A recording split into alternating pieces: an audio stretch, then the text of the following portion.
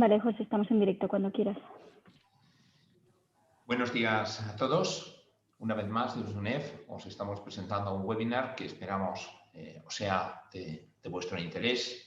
Hoy tenemos el placer de contar con nosotros con Gaëtan Masson, Operating Agent de la Agencia Internacional de la Energía para la traswam de estrategias de política energética.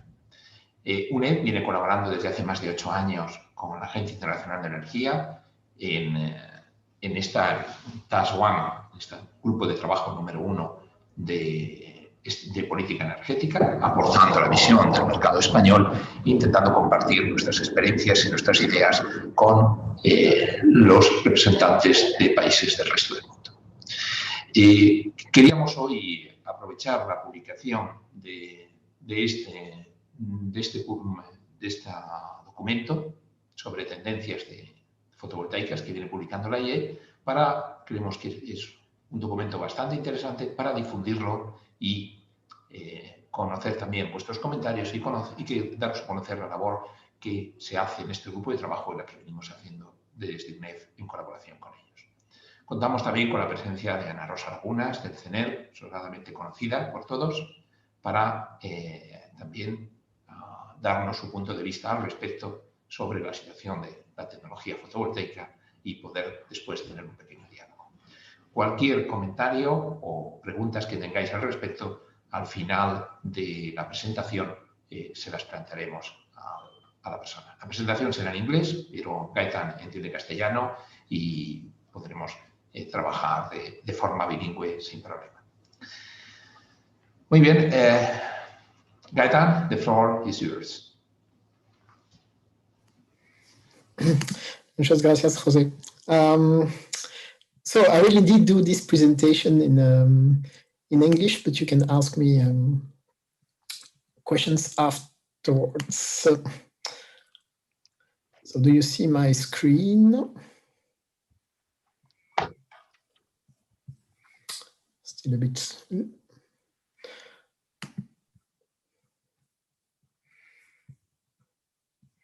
So it might take a couple of seconds more. So I will just introduce. So Gaëtan Masson, as José Donoso mentioned, I'm the managing director of Becquerel Institute, a consultancy company specialized in PV, storage, electric mobility, and in general the energy transition.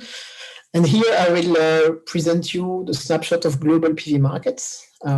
It's the summary of what happened in the PV world in 2020. It's a document which has just been published by the IEA PVPS.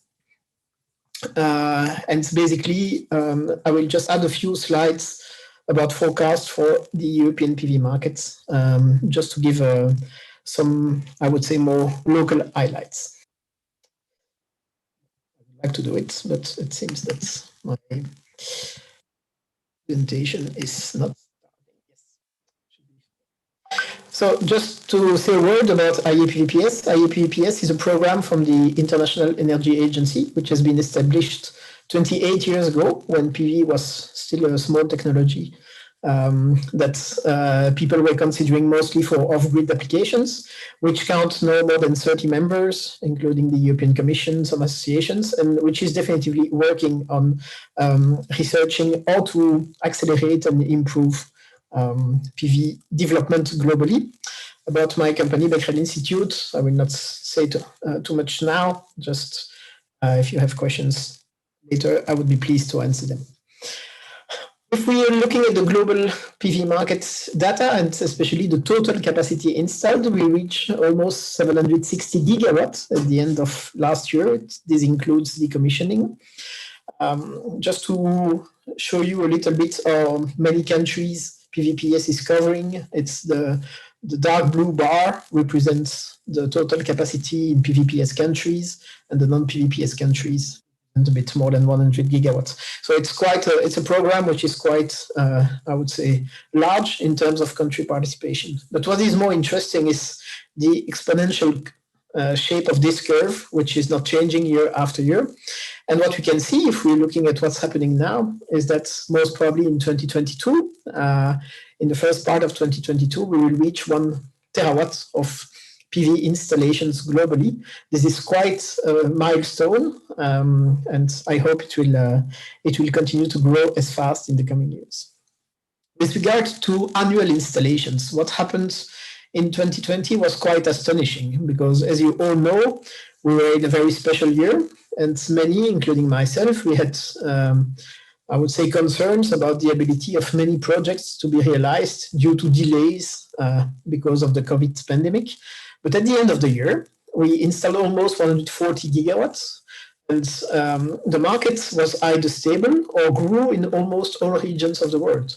It could have been even a little bit higher without the decline of the Indian market, which is not linked to COVID, but much more to internal policy issues.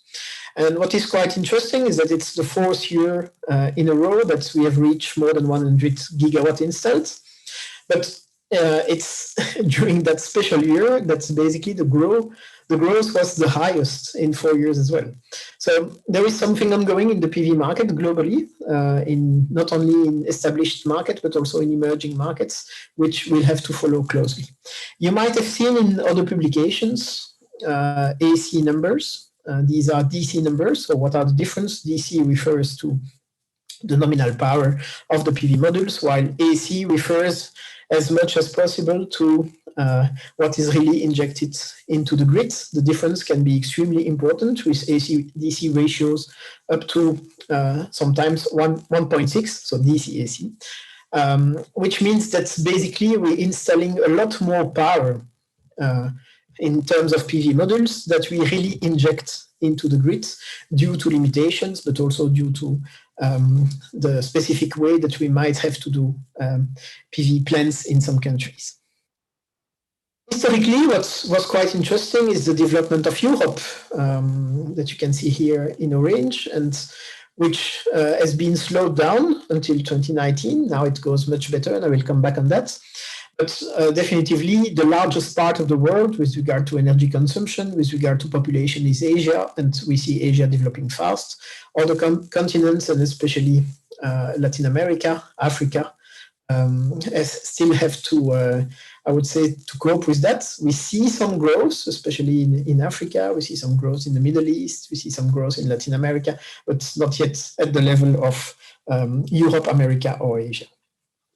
We're looking a little bit in detail at which are the countries, and it's the column on the left, where PV has been massively installed in 2020. We see China again with 48 gigawatts, followed by the European Union, a bit below 20 gigawatts.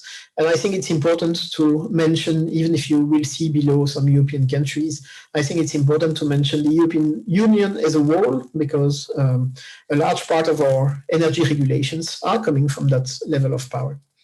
Followed by the US, so it means that neither COVID nor Trump were able to put the brakes at PV development. And then a surprising country, Vietnam. The numbers could be even higher. So 11 is an estimate, but some sources are saying up to 15. And we have now almost 20 gigawatts installed in Vietnam, and this happened in only 2 years. So I had the pleasure to work in this country a few years ago to define the potential of the country, and I must admit that everyone was surprised by the speed at which PV developed. Japan is still an interesting position, and then Germany, the largest European market. India going down significantly. You might see different numbers for India.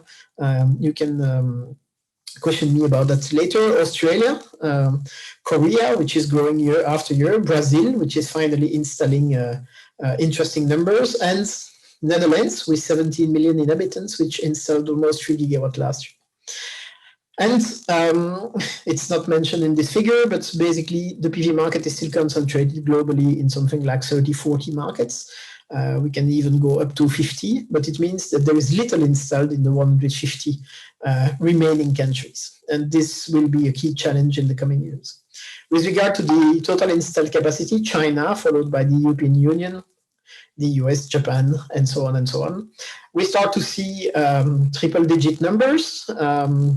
Where we have seen for years in China, in the European Union. The US will be there soon, Japan in a few years. And in general, when we're talking about PV, more and more we are changing size when we're discussing about annual installations, production, new production capacities. We are thinking in terms of double or even triple gigawatt digits.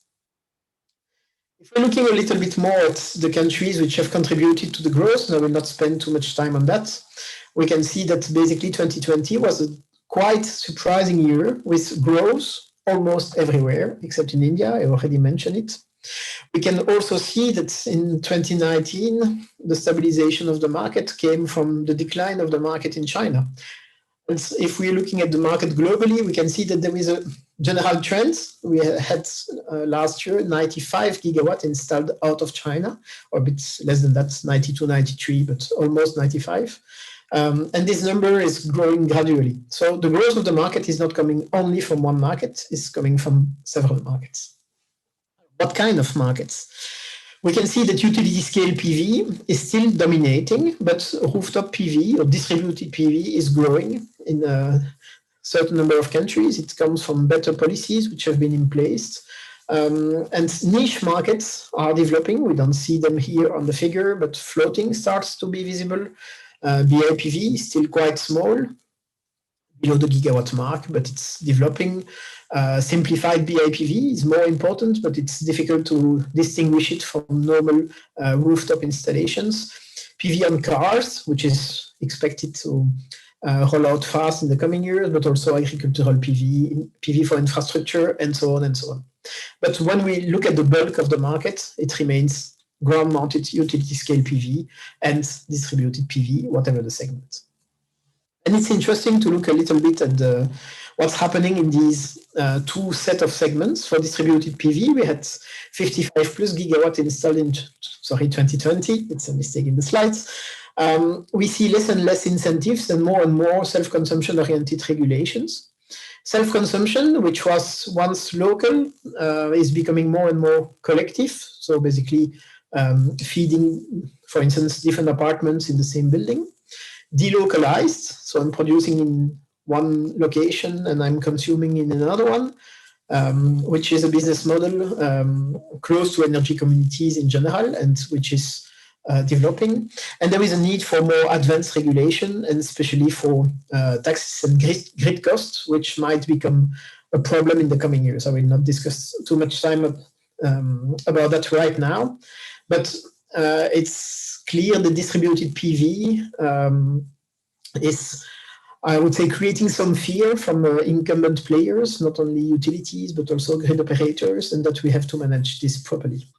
And then BIPV, I mentioned it, small agro PV are new niche in distributed PV, which are developing. Centralized PV, more than 85 gigawatt installed in 2020, and it's definitively the most competitive set of segments, not everywhere, but it's definitively the most competitive. I will come back on that in a minute. Because it's easy to develop, it doesn't require specific regulations, or at least not super complex regulations as self-consumption. Storage requirements are coming, I would say, are becoming more and more frequent in tenders. Merchant PV, and I will say a word about that in a few minutes, is also becoming more important. So PV sold directly on electricity markets. The question is whether PV is competitive enough for this. Yes, in many countries, not in all European countries. I will show you. And there is another question, is PV competitive enough to produce green hydrogen? This is something which will happen in the coming years. This figure is from 2019 because it comes from the Trends report, which will only be published in the second part of the year, but it shows that the prices of PV systems depends a lot on the segment, that's we all know.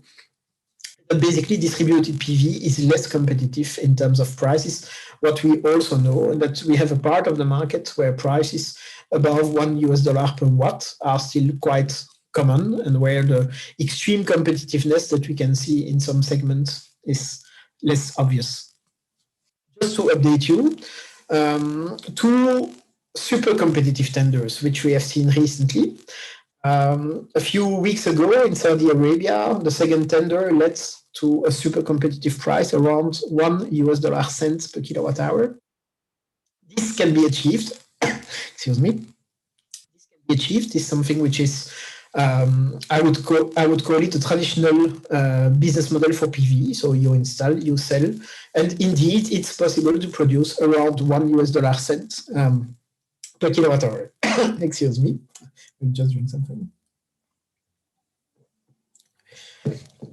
What is more complex is what we have seen in Portugal, with a tender around 1.1 euro cent per kilowatt hour. So let's say 1.3 US cents per kilowatt hour.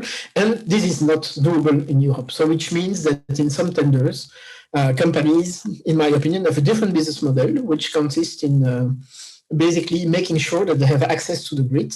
And I think only a part of what they're producing will get this extremely low tariff. The rest will be sold on electricity markets.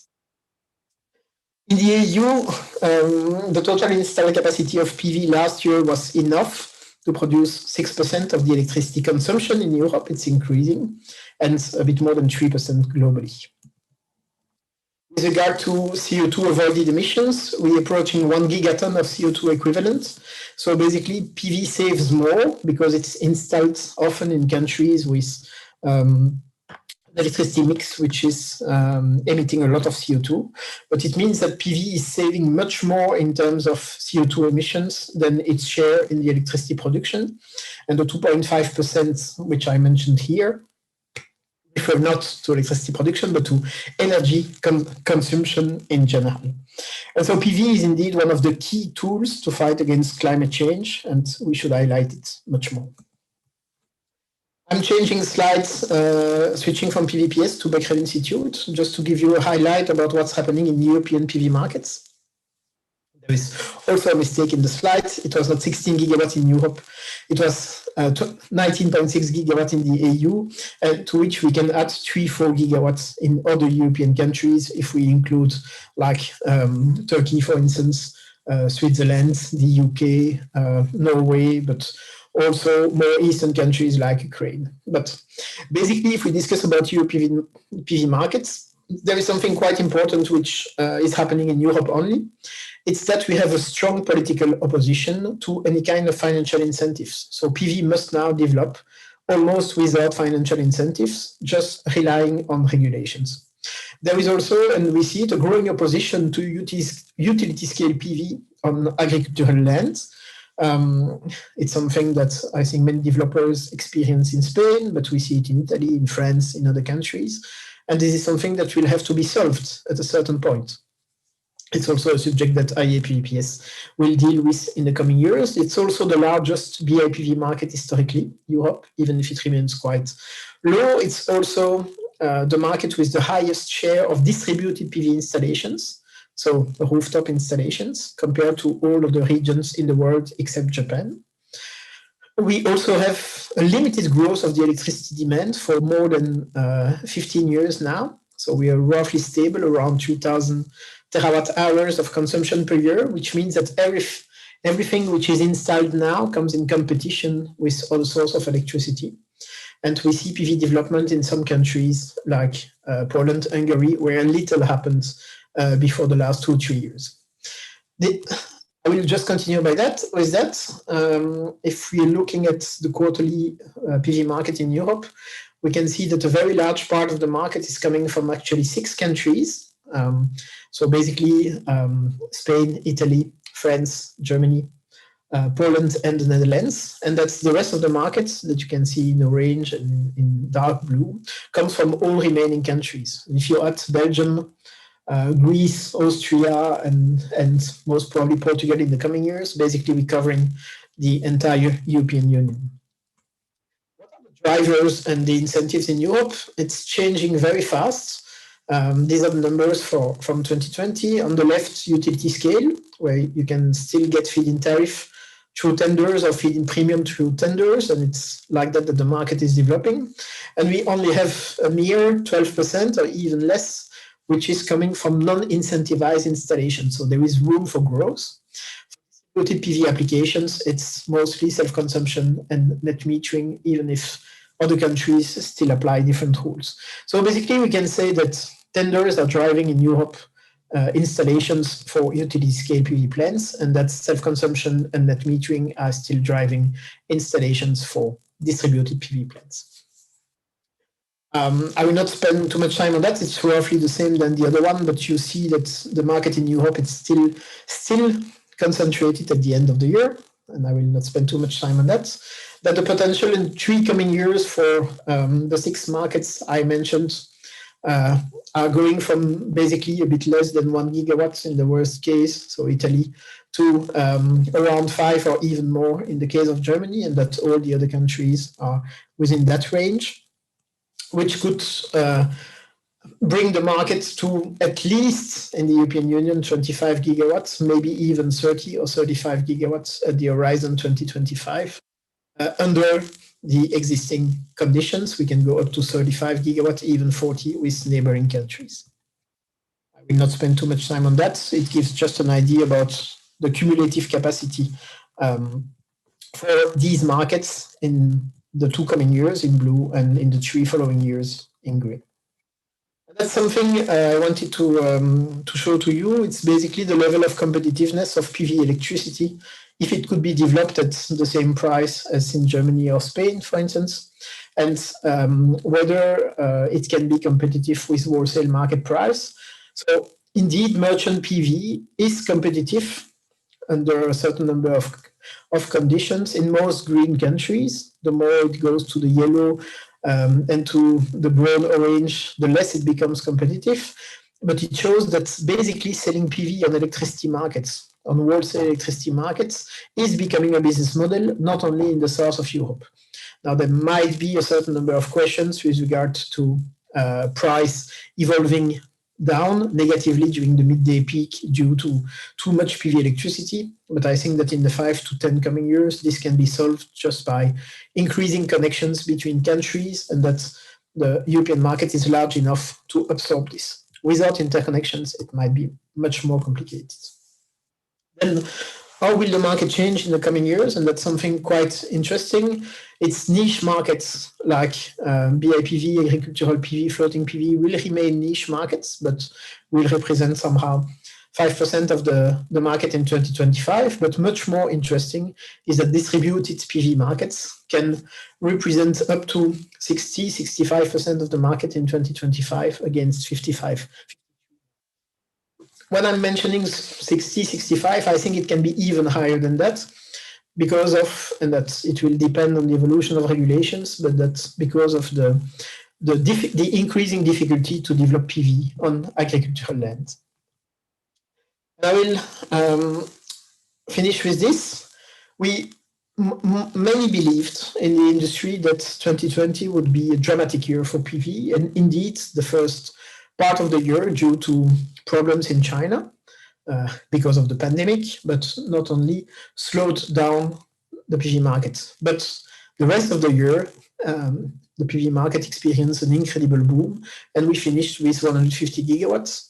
These are the numbers from my IEPVPS I've shown below. We could have been even higher than that, most probably 150, 160 without the pandemic. The only place which was going down, the only major market, was India. I have already mentioned it. And almost all the rest, including the USA, Europe, China, was going up. So what can we expect in the coming years, especially in 2021? So this year and next year, my personal bet is that we will be close to 200 gigawatts, perhaps even this year. It will depend on whether we will have, again, bottlenecks in the value chain, especially in China. We have seen bottlenecks, for instance, for glass at the beginning of the year, and increased price, but I think this will disappear soon.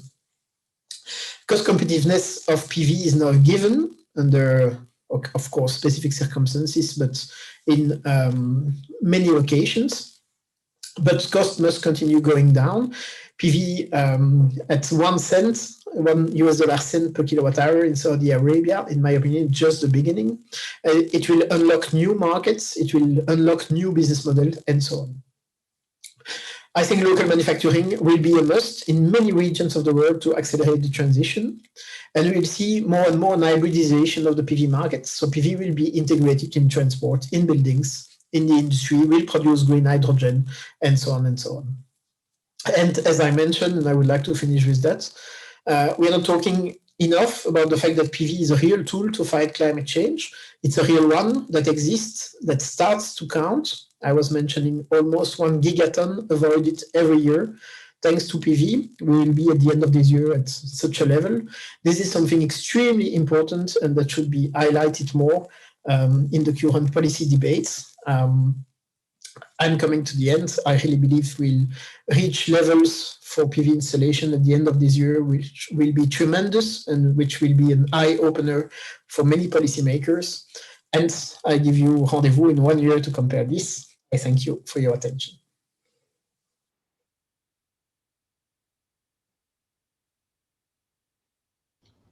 Thank you, Gaëtan.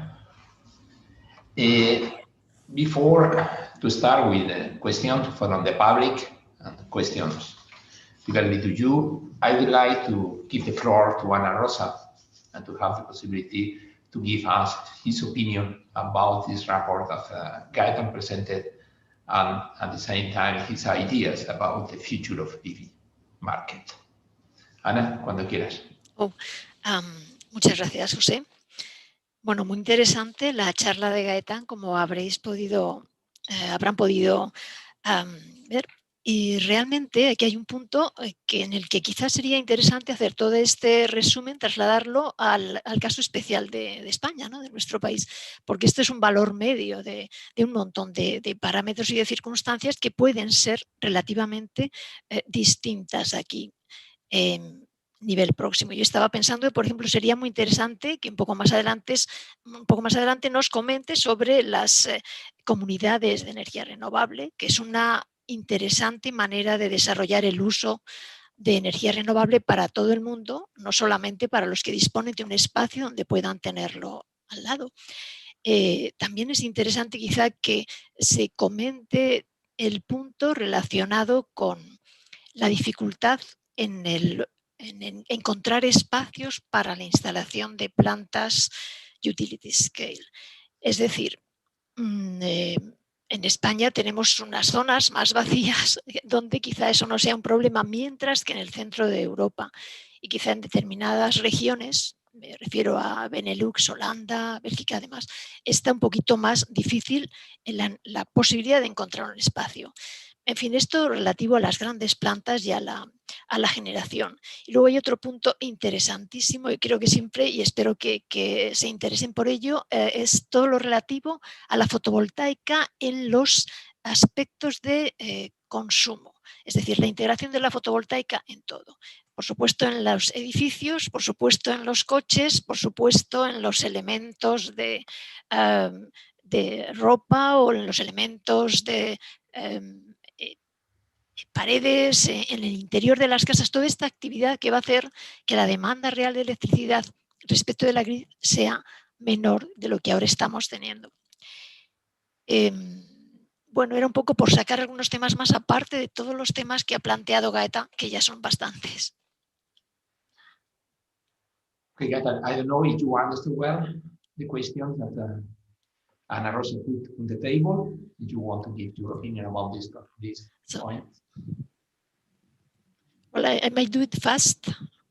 Renewable energy communities, space for PV installation, Spain versus some other countries in Europe, and in summary, the other ways of using PV technology in the consumer products. I can start with consumer products if you want. It depends what we're calling consumer products, but I believe that the most important one will definitely be transport and mostly cars. You're very bad now. There's a technical problem. We hear bad too.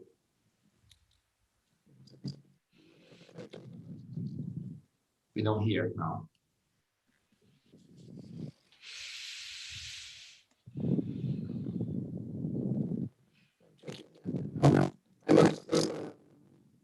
If you have to breathe, connection. I can disconnect and reconnect if you want. Yeah, Nico. I'm coming back.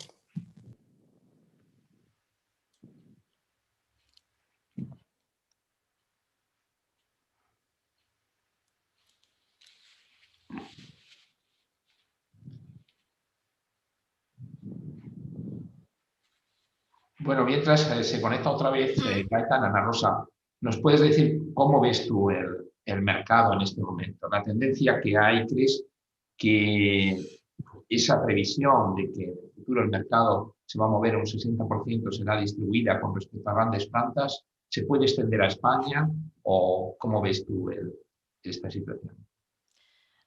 Por eso precisamente quería que Gaëtan comentara lo que ha sido un resumen general, las comunidades energéticas compartiendo una energía renovable que no va a estar encima de las casas, sino puede estar en cualquier otro sitio, es algo interesante que yo creo que se podría dar de una manera bastante habitual en nuestro país.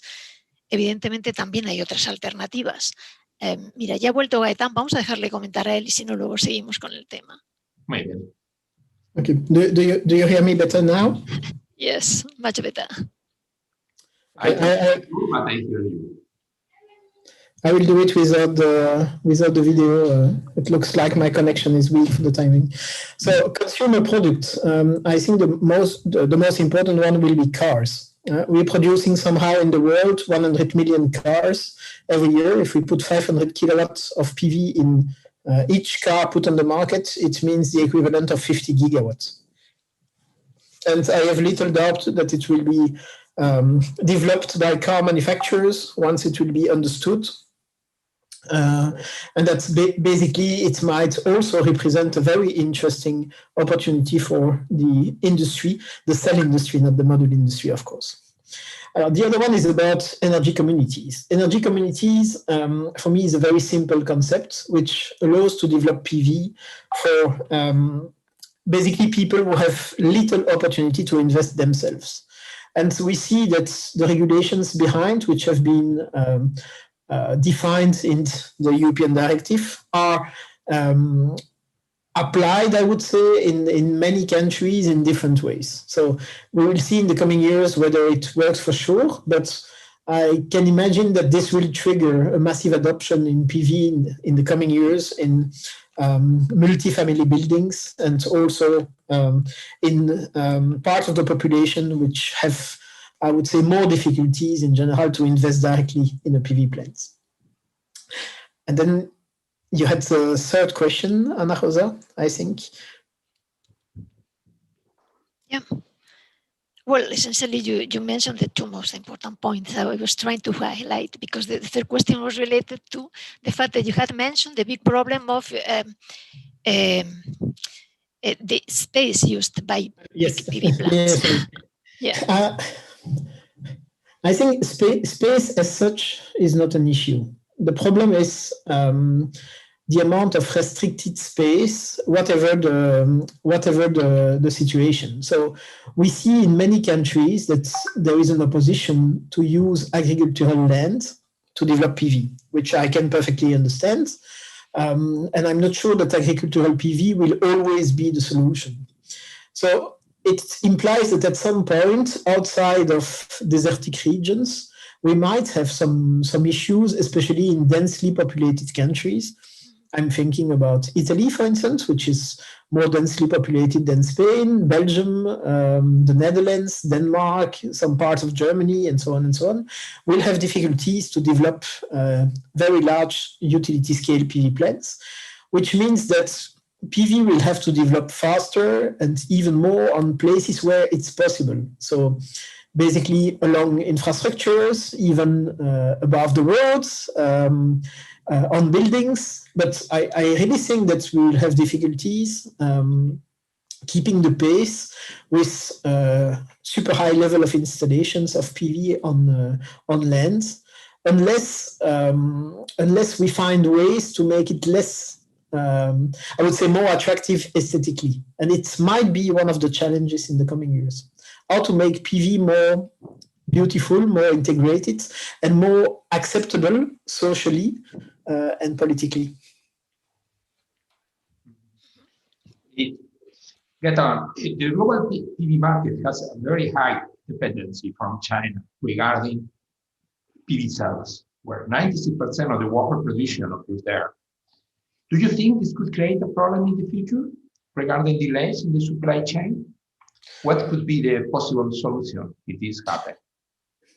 Alors, I think it will be a problem, but it's not because of China itself. I think it's because of the concentration in one single country. But I'm not part of these people who are criticizing China. I think thanks to China, we have a PV industry, and we have PV at almost $1 in the world. We would have done it ourselves as we started 10 years ago.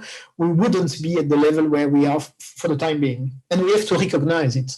And we also have to recognize that the PV industry in China is quite international. The PV value chain is something quite intertwined, with connection between the countries, the continents, which is more complex than what many people believe in general. But I really think now, I was mentioning that every kilowatt of PV which is installed in Europe goes in direct opposition with existing power plants, which means we are going to destroy jobs in the conventional energy industry, and that's normal. In the same way, the automotive industry has destroyed jobs in the horse industry more than 1 century ago, we will do the same. So we have somehow to offer jobs, highly qualified jobs, well-paid jobs in the industry, also in Europe, but I would say also outside of Europe. And I would see at some point good cooperation with existing Chinese manufacturers, but also some public support for pushing manufacturing in Europe. We have seen recently a certain number of gigawatt scale manufacturing for wafers, for cells, for modules in Europe. I hope that at least some of them will materialize.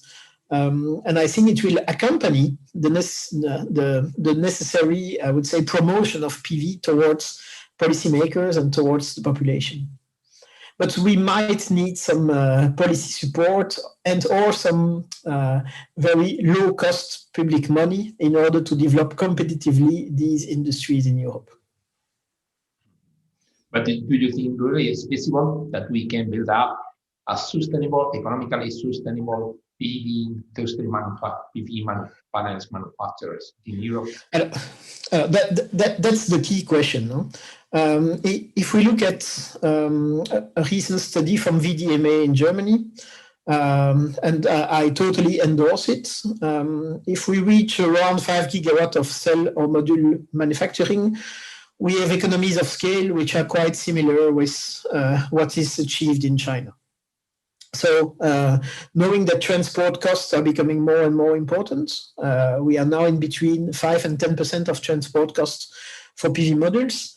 I believe that we could be able to compete with the Chinese. But something is sure, if we continue to have small manufacturing sites with 50, 100, 200 megawatts in Europe, we will not be able to compete with 5, 10, or even 50 gigawatts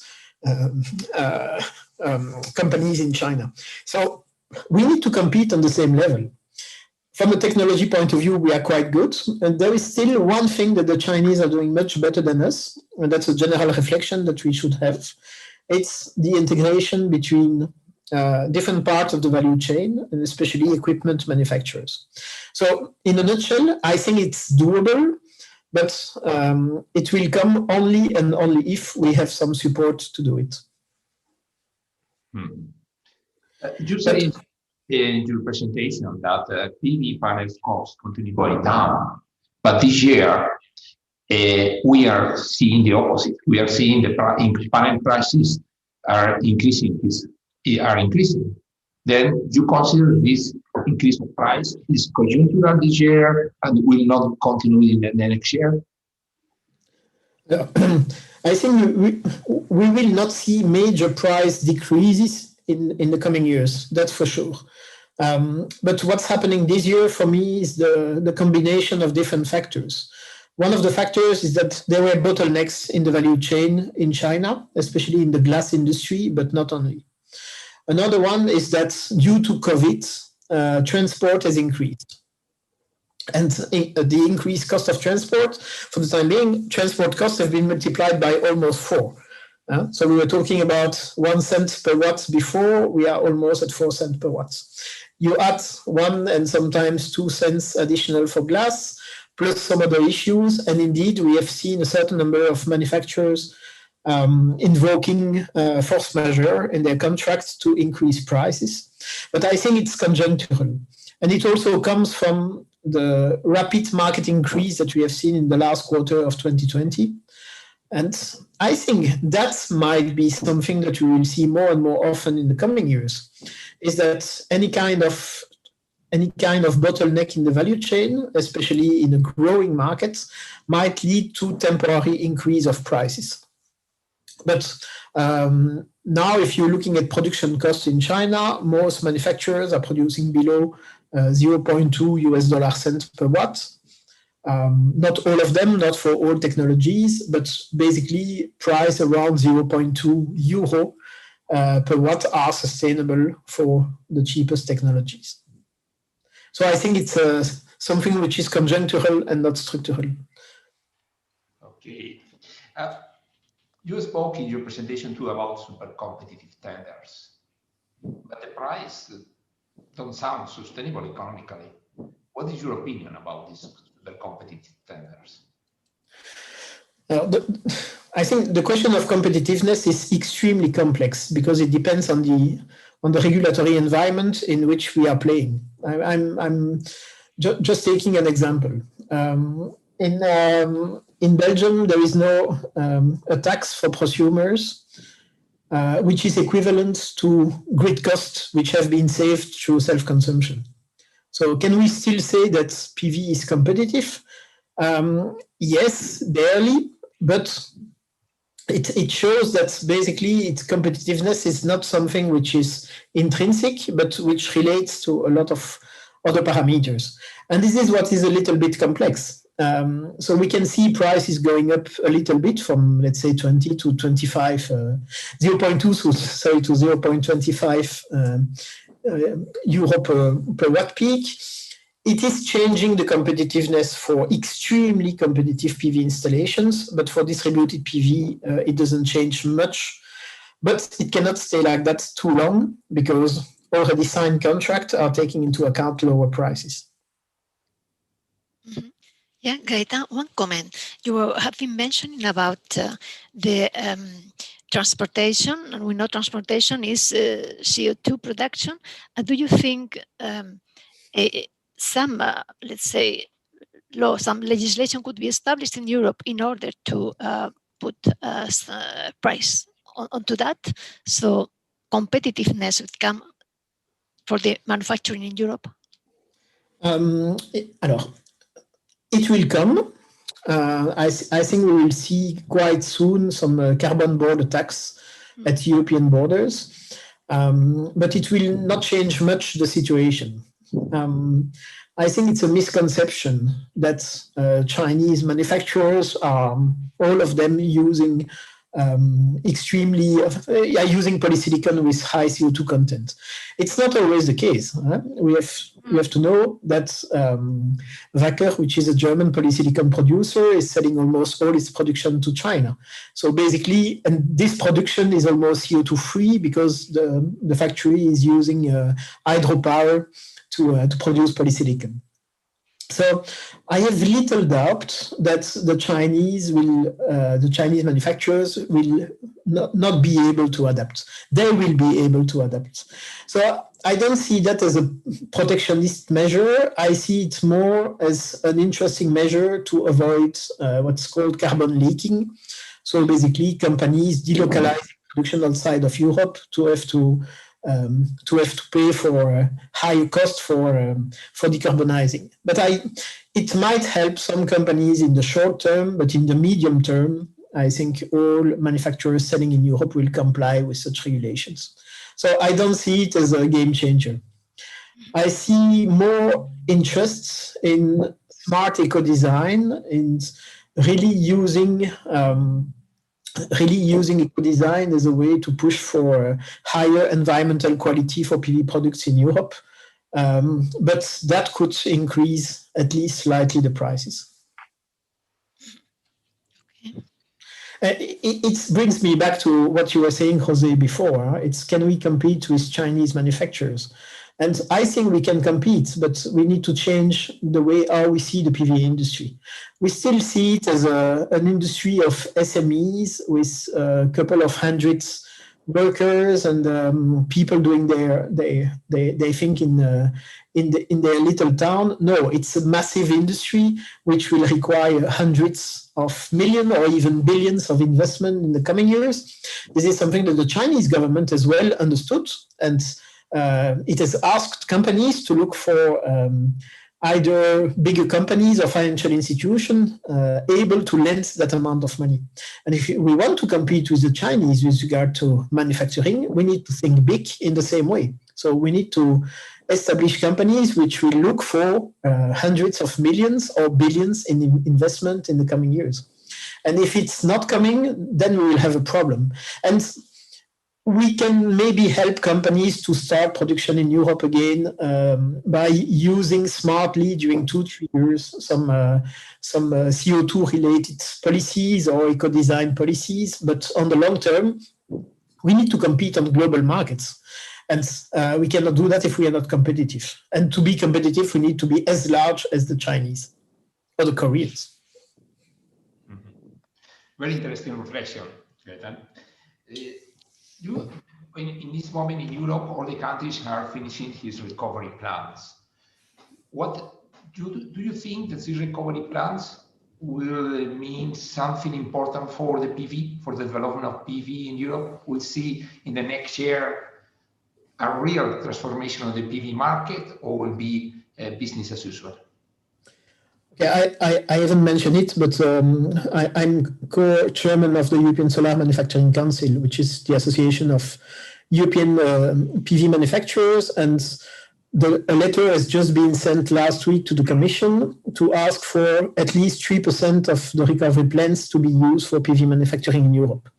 So I don't think that this money will come in, but it shows that and a certain number of countries are pushing in that direction. So I really hope that at the end, a part of the recovery plans will focus on creating jobs, supporting manufacturing in Europe in all steps of the value chain, equipment, PV modules, PV inverters, trackers, storage, and whatever, because it's an interesting way to create value and to create jobs in Europe.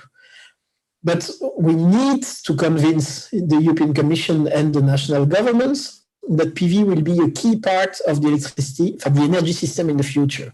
And in my opinion, this is still a challenge. Most of them still have 10 years of delay in understanding that. And what has been done in the battery industry, thanks to the automotive industry, can be replicated in PV. So we can get support if we convince that PV will be so much important in the coming years that we need an industry here.